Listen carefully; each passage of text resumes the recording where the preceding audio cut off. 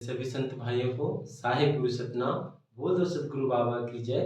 बोल दो सतनाम पुरस्पिता की जय। हे संतों, आज हम जानेंगे कि इस दिसंबर माह हम किस प्रकार से सतगुरु बाबा की पूजा और इनका नियम क्या है, इनके बारे में चर्चा करेंगे और जानेंगे कि क्या सतगुरु बाबा के बारे में जानकारी लेकर हम सत पिता की किस प्रकार से पूजा कर सकते हैं और गुरु बाबा के किस प्रकार से आरती मंगल कर सकते हैं। जैसे दिसंबर माह लग चुका है और दिसंबर माह लग चुका है तो हम सभी को यह बात अति आवश्यक ध्यान देना चाहिए कि हमें अपने आंगन में एक चौक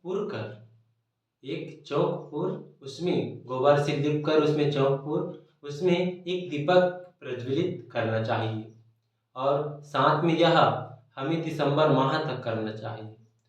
और जैसे हर मनुष्य यह जानता है और समझता भी है कि हमें नित्य स्नान करना चाहिए, तो आपको हर सुबह दिसंबर माह तक आपको मांस मदिरा सबका सेवन करना बंद कर देना चाहिए।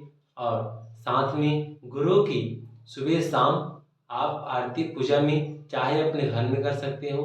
अगर आपके गांव में गुरुद्वारा है कहीं पास भी, बाबा जी का जैतखाम है, तो वहां जाकर आप दीपक प्रज्वलित कर अपनी पूजा कर अपने दिन को सुखमय बना सकते हो। तो आपको इस सुबह उठकर ब्रह्म मुहूर्त में 5 बजे उठकर आपको सुंदर सा स्नान करना है। स्नान करने के पश्चात आपको अपने घर के आंगन में गोबर से लिपाई करना है।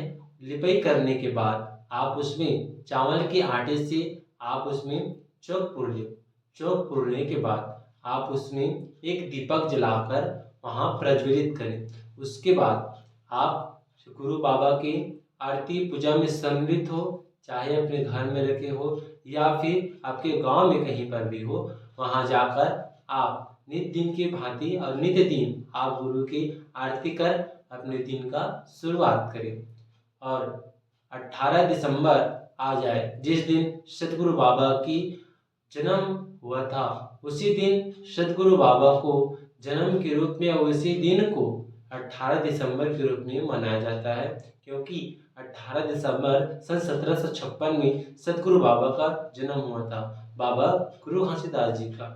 तो उनके उपलक्ष्य में यह 18 दिसंबर को और यह पूरे दिसंबर माह को गुरु पर्व के रूप में मनाया जाता है। और सतनामियों के द्वारा श्वेत ध्वजा जैत खाम में लहराकर जीत के प्रतीक इस जैत खाम को अपने शीश और अपने माथे से ऊपर उठाकर इसे सर्वश्रेष्ठ दर्जा देकर इसे जैत खाम के रूप में ध्वजा द्रोहण कर इसे सम्मान के रूप में आरती पूजा कर इसे लोगों के द्वारा पंथी नृत्य कर बताया जाता है।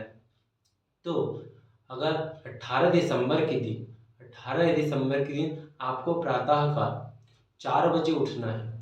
4 बजे उठकर आप अपने घर के आंगन को लिपाई करें। लिपाई करने के बाद वहां आप चौक पुरने के बाद उसमें एक दीपक जलाएं। दीपक जलाने के बाद आप उस दिन उपवास रखें। उपवास रख कर आप कहीं पास भी, चाहे अपने घर में हो चाहे कहीं और भी हो, जहाँ भी जैत खाम है, गुरुद्वारा है, वहाँ जाकर सतगुरु बाबा की आरती मंगल में सम्मिलित हो और उस दिन अपना नित्य दिन का भी कार्य आप कर सकते हो। उपास रहना है। उपास रहना आपके लिए बहुत ही फलदायक रहेगा।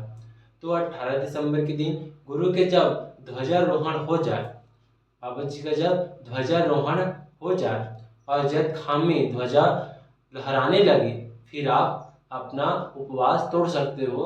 अगर चाहे तो आप 12 घंटे 24 घंटे, चाहे तो आप ध्वजारोहण के बाद भी अपना उपवास तोड़ सकते हो। इस प्रकार से बाबा जी की हमने इस प्रकार से आप दिसंबर माह में सतगुरु बाबा की उपासना कर सतगुरु बाबा की ज्ञान ध्यान को समझ सकते हो और जान सकते हो। साहिब गुरु सतनाम, साहिब गुरु सतनाम।